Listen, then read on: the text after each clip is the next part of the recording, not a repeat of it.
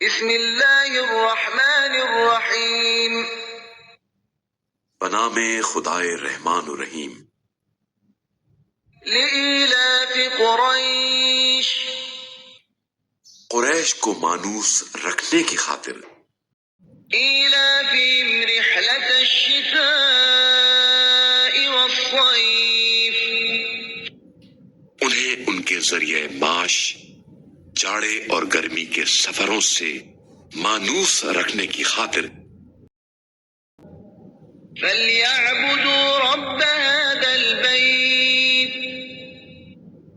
چاہیے تھا کہ وہ اس گھر کے رب کی عبادت کرے، الذي اطعمهم من جوع